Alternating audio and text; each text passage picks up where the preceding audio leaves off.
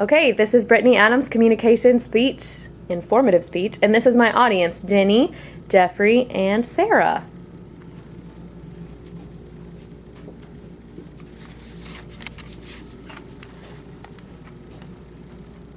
Good? Okay.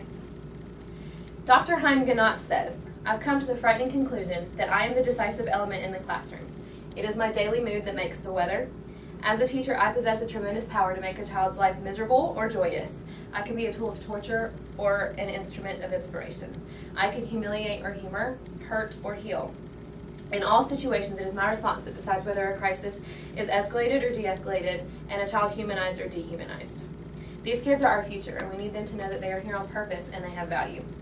I want to talk to you about some things that God values and how to show those things while teaching, because I have spent years working with students who simply want to know that they are valued and loved, and how creating that kind of atmosphere can command a student to give you their best.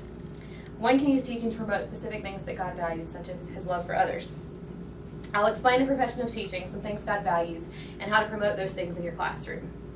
Elementary school teachers prepare younger students for learning by teaching them subjects such as math and reading. To become an elementary school teacher, you must obtain a bachelor's degree and a state licensure.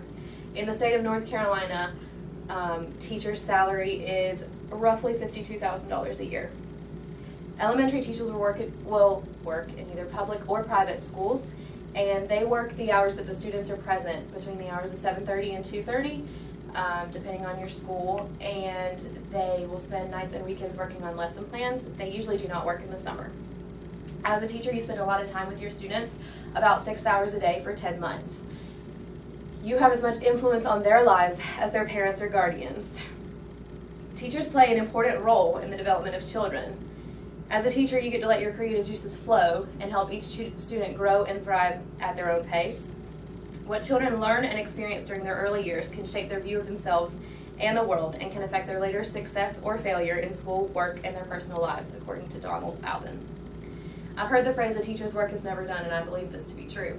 Most teachers will treat their students as their own children. They pray for them constantly and ask the Lord to show them ways in which they can improve their classroom and their students' learning. Which leads me to my next point, creating a sense of belonging among your students. Students' positive connections with teachers and their perception that they are valued are what stimulate their effort and engagement. A positive school environment for students creates their success with academic attitudes, goals, grades, and test scores. Students who have a positive school environment are less likely to be involved in violence and behavior problems, and students who fail to have a positive school environment or fail to fit in are likely to become less motivated, more alienated, and poor academic performers.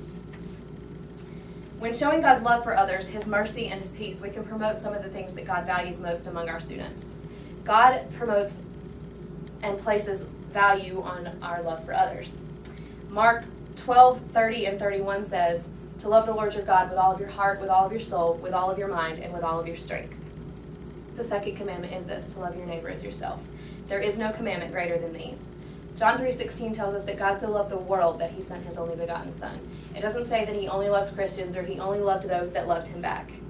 He loves you right where you are, regardless of what your situation is, what you're doing, what you're going through, or even how well you do in school.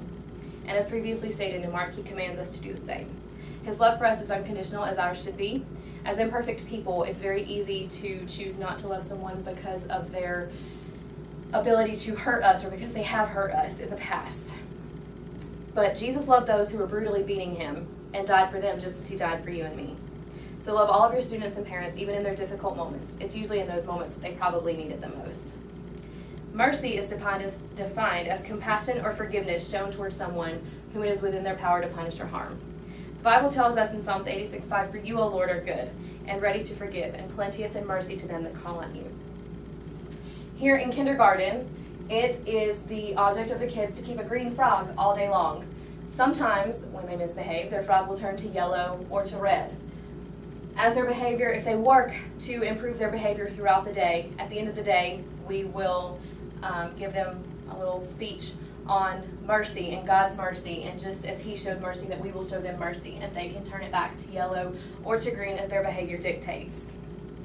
Peace is defined as freedom of disturbance, quiet and tranquility, sort of like this classroom right now. However, a few hours earlier, it was very loud, very busy, very opposite from now, and it had a bunch of 5-year-olds learning their letters and numbers. A teacher can create peace within his or her classroom by modeling peace. Students learn a lot by watching you and how you react as the teacher in tense and difficult situations. By reacting calmly, even in those tense situations, you create a level of trust and comfort for your students.